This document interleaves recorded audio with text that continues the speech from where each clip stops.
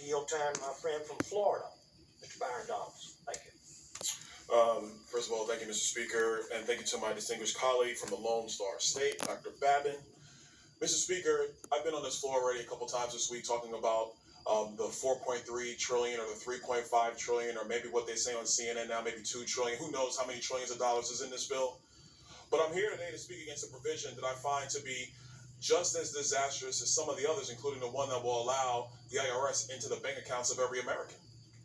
It's a provision in this bill that allows for mass amnesty through budget reconciliation. Something, by the way, that the Senate parliamentarian has already said is out of order, but it's still in the House provision.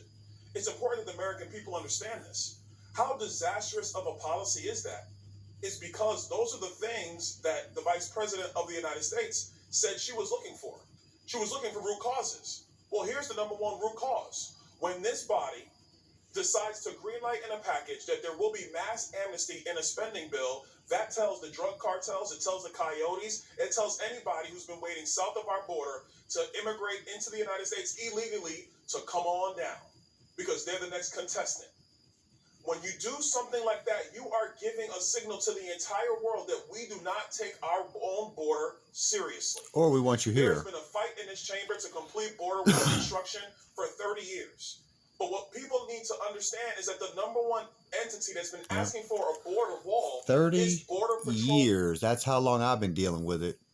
In 1991, when I started doing home care because I had a felony and so forth, I couldn't get regular jobs anymore. All these different things I've been dealing with. It was the Mexican invasion. All these people coming in, taking everybody's jobs, we were told. So I didn't hire none of them for my business. I never would. And in general, that was the way I stuck to the deal. And he'll tell you more about what's going on. 30 years of this. Themselves. You see, the American people will never build walls in their house with wide open gaps. That's just silly. But in Congress, we think that's okay. That's why Congress has not taken their responsibility serious enough to complete the border wall. So Border Patrol has every tool at their disposal to secure our southern border. Immigration is critical to any nation, let alone a nation like ours. We need legal immigration in our country, but it must be legal. It cannot be out of control. And what is in this budget reconciliation bill would allow for the most reckless and the most wide open. 30 years, men just like him and women have been arguing the same argument. They go back and forth, and they got us staring at friggin' walls. People. Most insecure border our country has ever seen. And that is actually something that our Congress needs to not do. We need to stand up for our border agents and the American people. We need to secure our southern border and take that provision out of this bill, amongst others. I yield back.